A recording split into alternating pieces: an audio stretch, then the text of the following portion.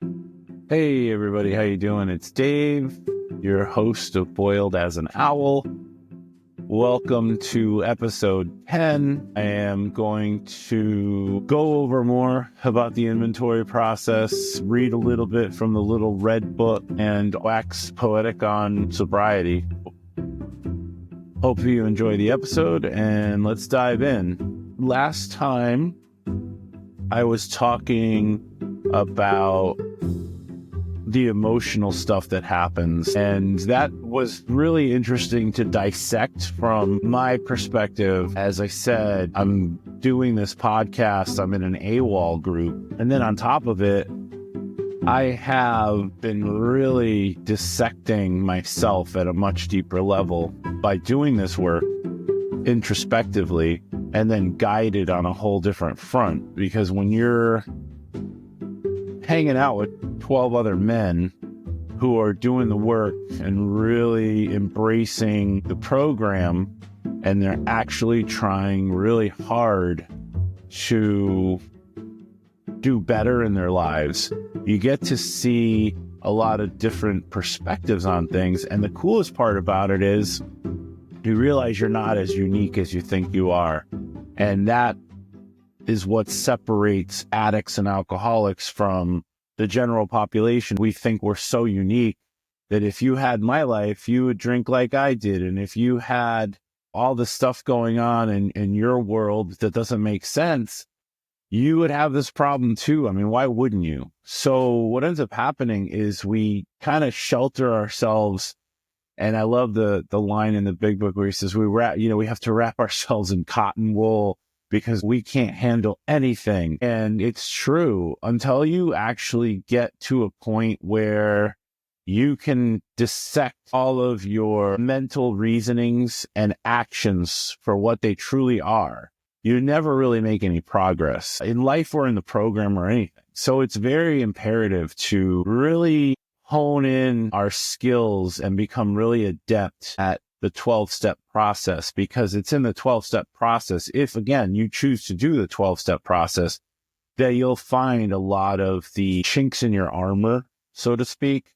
And I think having done this process now for 5 years and really retooling it and reassessing it and bringing it to a much higher level, I have begun to see even deeper patterns that I'm either not willing to address or that I'm willing to address but don't know how to change.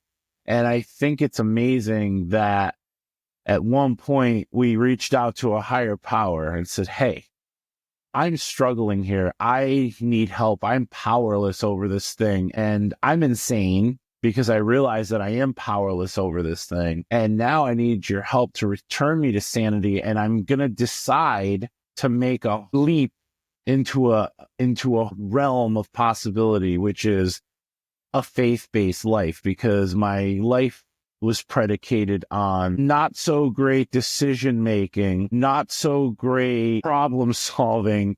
And that's the big disservice we do to ourselves. And in the little red book, it says, intolerance. Lack of tolerance has much to do with the first drink, which under certain circumstances, the alcoholic is unable to resist. This condition existed when physical distress was experienced, when the realities of life became too demanding on our time and energy, when mental tension was great, when resentment at home or in business became unbearable, when business was poor, when we became fatigued through overactivity, or when we were faced with other distracting circumstances. We felt that conditions had reached a breaking point. We became intolerant of them, so we got drunk. We should never forget the intolerable hangovers, the despair of compulsive drinking, or God's help in its removal. We need more help with new problems. Do not expect God to eliminate them overnight. The practice of tolerance is a part of recovery. It aids spiritual progress and helps us control our emotions. It nurtures contented sobriety. So that's from the Little Red Book. And I agree with the idea of intolerance, but I also don't like the fact that we are intolerant per se, and that we need to get tolerance, because tolerance in and of itself, in my mind, is a trap, in that we're also not accepting life on life's terms. We're just tolerating it. What are we doing this program for? Not only are we doing it for alcoholic cessation, we're not drinking. We're trying to get rid of drinking by not taking that first drink.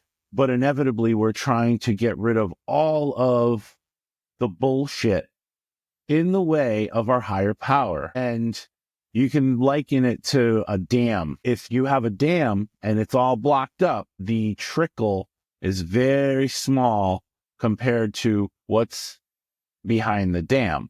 So we dam something up to control how much water's coming in or staying out. And when you think about your higher power, it's like plugging in to a power source. And if you don't have a really good pathway to tapping into that higher power, you're going to get the least amount of power you can imagine. I mean, it's still good, but it's not great.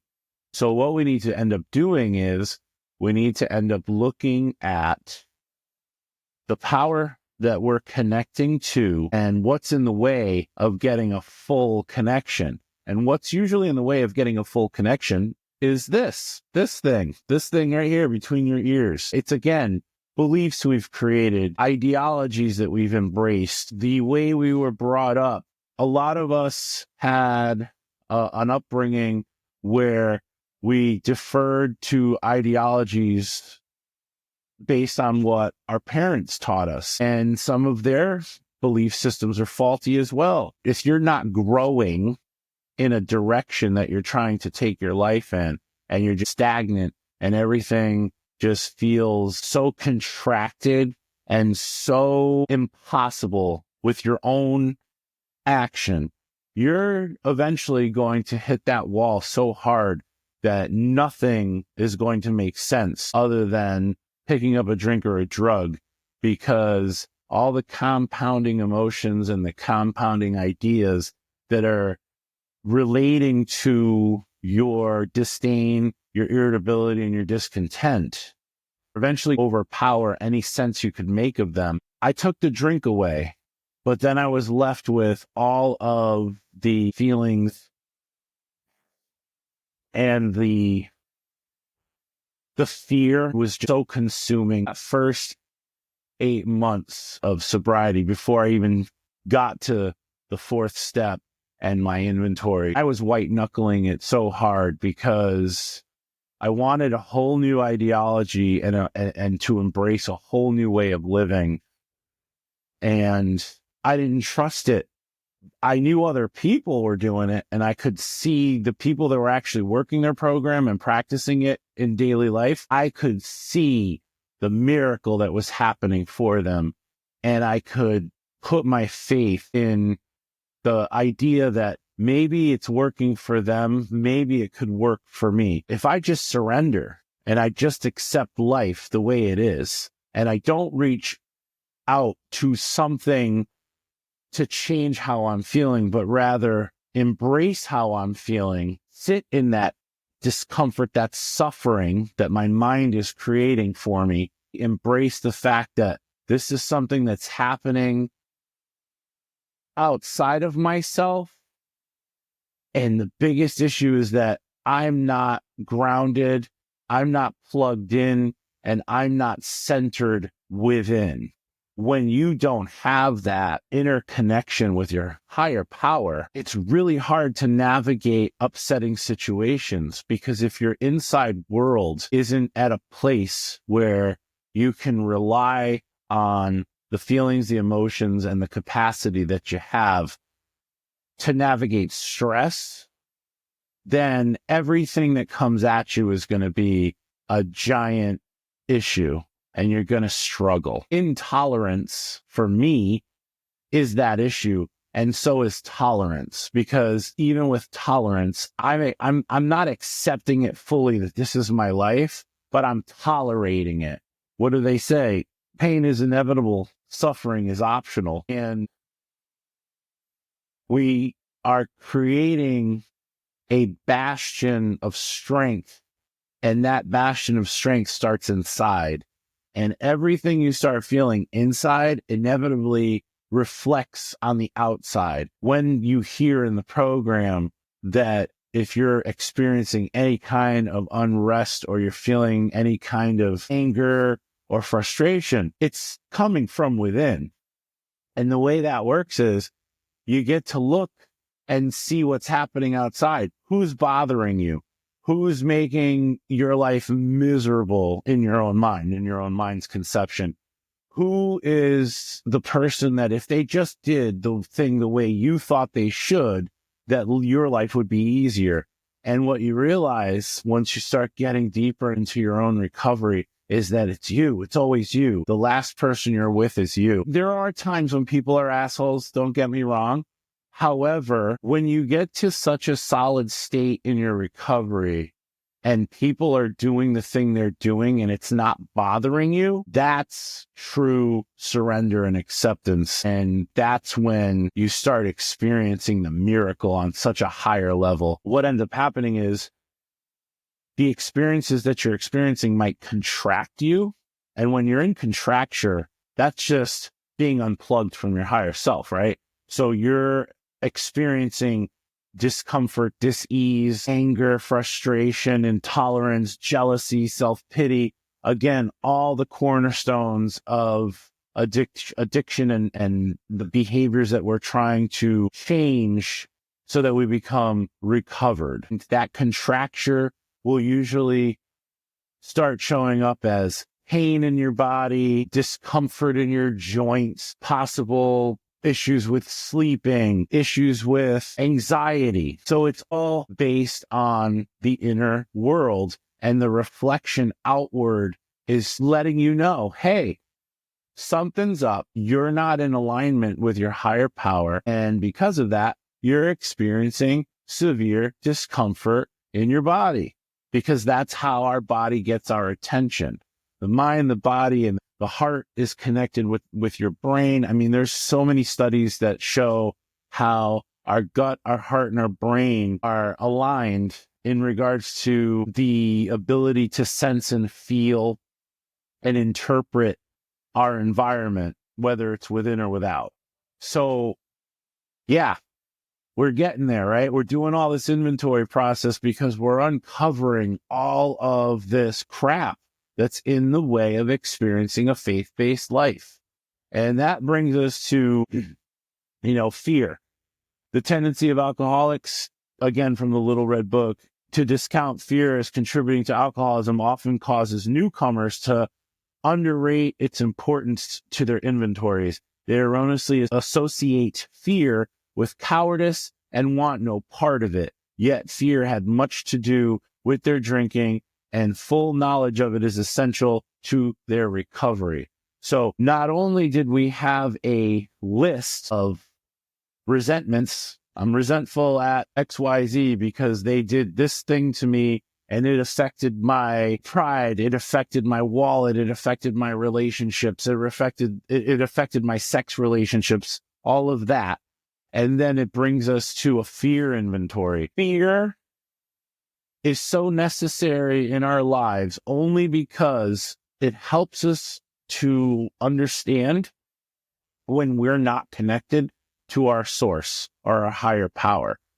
Whenever you're in fear, you start becoming afraid of all the little details, of all the little intricate issues in your life. And fear is a form of self-preservation, because if you don't act on your fear, you might not survive. So back in the day, before we had all this cool technology and, before we had all the ways in which we could survive without having to worry about getting eaten by bears and getting sick in the woods because we didn't have any shelters and all that stuff, we needed fear. Fear was a good indicator of like, hey, something's up.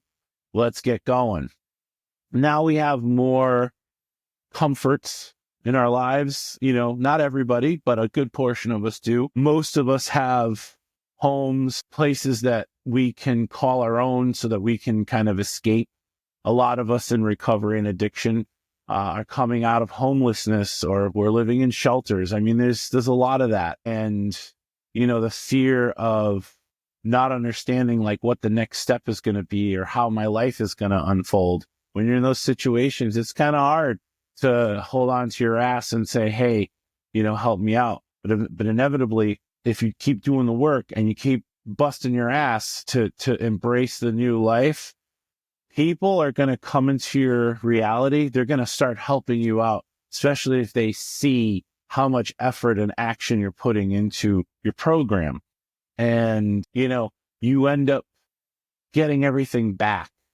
Sometimes quickly, sometimes slowly. I hate the slowies, but, it took me so many years to get to the dysfunction because I kept doing the pattern over and over and over again. So unless I'm willing to actually reverse engineer the pattern and do different things and oppose the pattern, I'm not going to ever really change anything. So with my heavy reliance on my higher power and doing all this inventory work, I get to see these patterns. I get to look at them and really say to myself, do I really want to change this thing? Or do I want it to stay a little bit more in my life? Because in my mind, it's so big and it's so ominous that I don't even know how I can achieve clearing the defects, the character liability. I'm at that point now where, having done all this work, having really looked at my fear and doing my fear inventory and understanding what those activators are in my behavior, has become so intense for me that I have literally been reaching out to my friends. I've been reaching out to my sponsor. I've been reaching out to a lot of people to help me stay grounded in all of it. We are walking through this process. Most of us are limping through it in the beginning.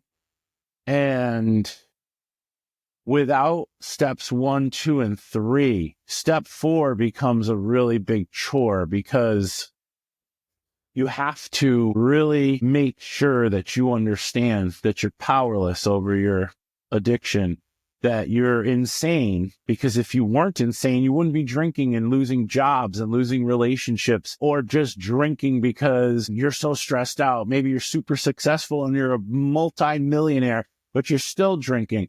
Because a lot of people don't understand that you could still be an alcoholic and have not lost anything in your life, but you're still drinking alcoholically and you're still a mess and you're still full of fear, resentment, and anger. Yeah, but you might also have a very successful life, you think, but you're miserable. A lot of people think the alcoholic is the guy on the park bench, homeless. But, you go to the program and they say from Yale to jail for a reason. It's the truth. The meetings I go to, there are some really affluent men and women, and they didn't lose everything, but they lost their soul, so to speak. And watching even those people who have money that they can throw problems at, and seeing the humility and their ability to deep dive inside, and then see them have all this money, but their joy there, is such a cool process to see. And then seeing a poor person who is homeless, who is sleeping in the woods in a tent, be alcoholic and addict,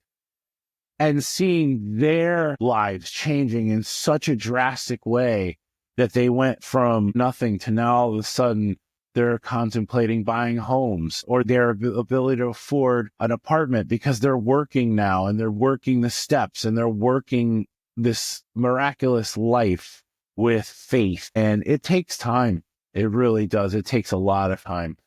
I get angry at myself. I shouldn't, but I do, because I have 5 years of sobriety and I want to be better, faster, and it's not happening as fast as I would like it to happen. And so it just gets so intense sometimes. And that's why it's so important that we reach out to other people in our program, because when you do that, you can get a sense of how much they struggled too, even if they're working the most amazing program and they have a bunch of days, a decade or more of sobriety, and they really do walk the walk and talk the talk, and you can see, even though they got everything together, they still have some struggles too. And that just gives us that chance to keep moving forward. And I don't know, I'm always amazed at how simple this program is, but how our mindset complicates it. We then have to work on fear, and we need to figure out how to overcome our fear. But the only way to do that is to actually face what we're afraid of. And that's another piece of our inventory, because once you get to see your patterns from your resentments, you'll get to see why you had the resentments in the first place. And most of the time, it's because of a fear that was activated. Until we face all our patterns, we keep doing the damage. So it's a dance. And that's why I said it takes time to get there. So yeah, so we've talked about fear. We have to really look at anger. Again, anger, unfortunately, can drive a person to drink. We end up talking about justifiable anger. And there's a lot of times in our lives where we've been justified in our anger. However, and this is where it gets sticky for a lot of people. I'm still struggling with this on my own. The people in your lives, how they're responding and reacting to life, and they don't have a program. They're just doing what you did prior to your trying to understand yourself. And they keep doing the same behavioral issues over and over and over again. And you stay centered, you do your prayer work, you do your meditation, and then you get in touch with them, or you're in person with them, and then they do the thing they do, and you get so annoyed and upset because you just don't understand why you always have to be the bigger person. And you know why you have to be the bigger person? And I hate it with all my heart, but I'm trying to get through it. You have to be the bigger person because you know better. And because you know better, you now have to either put boundaries in place, or you have to accept the fact that they're never going to change no matter what. And you have to pray for them. You literally have to pray and just say, hey, God, can you just help them, please? You don't know what they need. You think you know what they need only because of how the behavior upsets you. But in reality, you don't know what help they need. So sometimes just a quick, hey, God, can you help them and help me and help our relationship to the best of your ability, and do what you got to do to bring some kind of peace in this relationship. That's the key. Sometimes you have to walk away. Walking away from people you love hurts like hell. But if they're constantly hurting you and you're always trying to be the bigger person and nothing changes, sometimes walking away is the best thing to do, because you get a sense that you're walking away, your silence helps them to maybe understand that the way they treat you or the way they speak to you is no longer something you're willing to put up with. So that's love. You love them by walking away. That's why it's so crucial for people to walk away from toxic relationships. Doesn't matter if it's family, doesn't matter if it's a relationship that's romantic. If it's toxic and there's pain involved, sometimes you got to just walk away, and your inventory will show you that. And it'll show you how you pick relationships. It'll show you your anger. And unfortunately, anger can be very destructive. It can also be very productive if you're understanding why you're angry. And a lot of times the anger is coming from frustration, anxiety, depression, sadness, and grief, because you're longing for a change in somebody, and the thing isn't happening. And the anger is the fuel, the fire you need to change the course of your life, to change the direction or the trajectory of how you're traveling. So it's super important to do this stuff. It's super important to understand your anger, and it's super important to Understand your blind spots from the Little Red Book. Blind spots. Despite our sincere efforts to make honest inventories of all the flaws in our makeup that cause our failure, some defects will not be recorded. Why? Simply because we fail to see them. Our mental and moral vision has been blinded too long by alcoholic reservation and rationalization. It is necessary to reserve space in our inventories for the blind spots we will later uncover. We should not worry about these undisclosed defects, but tolerate their existence and let AA as a way of life reveal them. We then list them for correction. So that's the whole take on inventory. We got a lot of work to do to create a sustainable life that's based in faith and a higher power. And that's what you need to do to make this 12-step program work. If you're going to do AA, the key to AA is to develop a higher power of your understanding. And again, it doesn't need to be based on any religion. Make your higher power so big and bold that it would never be able to let you down, because our minds are very small in regards to how we think about things.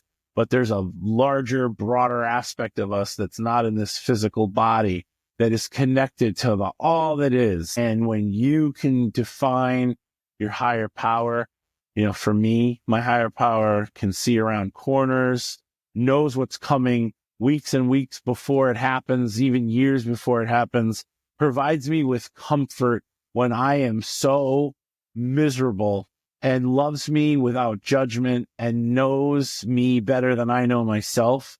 My higher power is concerned about my well-being and my welfare, that when I let go of my self-will and course correct through prayer and meditation, I then achieve more sanity, more joy, and the ability to maintain my inner peace.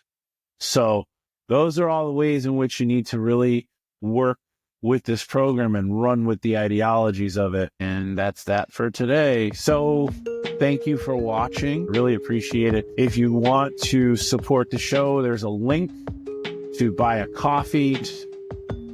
I hope you enjoyed the episode, and I hope you're having a good day.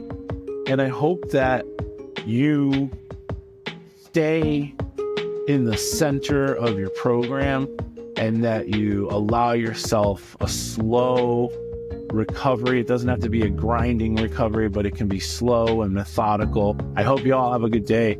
Take care. Again, Dave F., your host, and I'll end with the serenity prayer. God, grant me the serenity to accept the things I cannot change, the courage to change the things I can, and the wisdom to know the difference. Your will, not mine, be done. Thanks.